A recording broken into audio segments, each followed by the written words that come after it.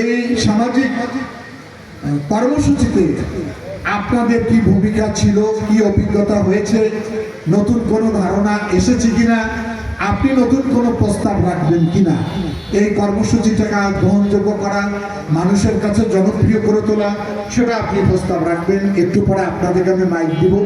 এর বাইরেও আমি জনগণের কথা শুনতে চাই।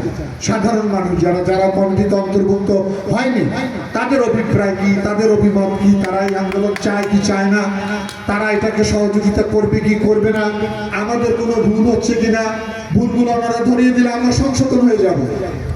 কারণ আমরা কোনো আইন প্রয়োগকারী সংস্থা নই, আমরা একটি সামাজিক সংগঠন। আমরা মানুষকে বুঝাবো, কাউন্সেলিং করব, সুন্দর হওয়ার কথা বলবো, মানুষকে স্বাভাবিক পথে নিয়ে আসবো। আমাদের এই কথাগুলো যখন শুনবে না, এই কমিটির জেলা কমিটির সভাপতি হচ্ছে আমাদের জেলা প্রশাসক ডিসি সাহেব, উনি আমার ডাইনে বসে আছেন। এই কমিটির সদস্য সচিব হচ্ছে এসপি সাহেব, অর্থাৎ সরকার এই কমিটিটাকে সরকারি লোকজনকে আমরা অন্তর্ভুক্ত করেছি।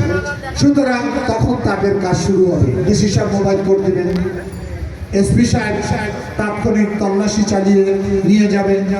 মাদকের বিরুদ্ধে আমরা পার্লামেন্টে বসে সর্বোচ্চ শাস্তির বিধান করেছি গত মাসে, এটা অনেকেই জানা নাই। ধর্ষণে যেমন মৃত্যুদণ্ড, খুনের শাস্তি যেমন মৃত্যুদণ্ড, মাদকে কিন্তু এখন মৃত্যুদণ্ড।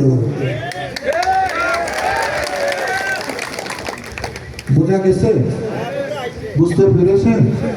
অনুধাবন করেন। যারা বাইরে দাঁড়িয়ে রয়েছেন, এখনো এই সঙ্গে যুক্ত আছেন, আমি তাদেরকে সাবধান করতে বলি, তাদেরকে পরিবর্তন হওয়ার জন্য বলি। 1962 সালে জুয়ার আইন হয়েছিল, 50 টাকা জরিমানা। এখন তো 50 টাকা ভিক্ষুকে নেয় না, এখন কিন্তু জেল হলো 10 বছর জুয়াতে ধরা পড়লে। কারণ আমরা বাধ্য হয়েছি এটাকে পাকাপোক্ত করতে। যেমন এসিড নিক্ষেপে একসময় আমাদের মা বোনদেরকে অনেকভাবে নির্যাতন করা হতো। বাংলাদেশে যখন এসিড নিক্ষেপের শাস্তি হয়ে গেল, তখন ধীরে ধীরে এসিড কিন্তু বাংলাদেশ থেকে এখন নেই, আছে, এসিড নিক্ষেপ করে না। আমরা আশা করি সরকারের এই যুগান্তকারী আইন পরিবর্তনের মধ্য দিয়ে, একটি সামাজিক আন্দোলনের মধ্য দিয়ে আমরা সমাজকে এই সমস্ত অপরাধ থেকে নিয়ন্ত্রণ করতে সক্ষম হব। এখন আমাদের কাজ কি? আমাদের কাজ হলো সহযোগিতা দেওয়া। কারণ আমরা ওই সমাজ করতে চাই। এখানে মসজিদ, এখানে হয়তো মন্দির, একটু আগে মাগরিবের নামাজ পড়লাম। দুর্গাপূজায় আমি মগনাথের মন্দিরে এসেছি না, এই দুই রাস্তা দিয়ে মাদক চলে যায়। তাহলে আমরা যারা নামাজ পড়ি, যারা নামাজ পড়েন, নামাজ পড়ে বাড়িতে গিয়ে ঘুমান, পাশের বাড়ির লোক কি করে, আপনার ছেলে কি করে, খোঁজ নেন না।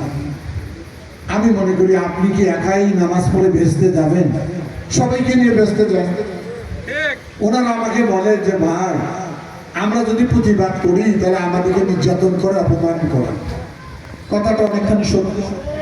আমি সকল মসজিদের ইমামকে, মুয়াজ্জিনকে ডেকে নিয়েছিলাম, সকল মন্দিরের পুরোহিতকে ডেকে নিয়েছি। তাদেরকে আমি যখন বললাম যে আপনারা বয়ান দেন, তর্জমা দেন, মানুষকে বলেন, বলে এটাকে মানুষকে বিবৃত হতে বলেন, ওনারা আমাকে বলছে যে আমরা যদি বলতে যাই আমরা নির্যাতিত হই। তা আমাদের এই যে আলোকিত লালমনিরহাটের সামাজিক কর্মীরা যে কাজ করছে, এখন কি কেউ নির্যাতন করার হুমকি দিতে পারে? এখন ওরা দুর্বল হয়ে গেছে। কারণ অপরাধী কোনোদিন শক্তিশালী হতে পারে না। আমরা সম্মিলিত শক্তি প্রয়োগ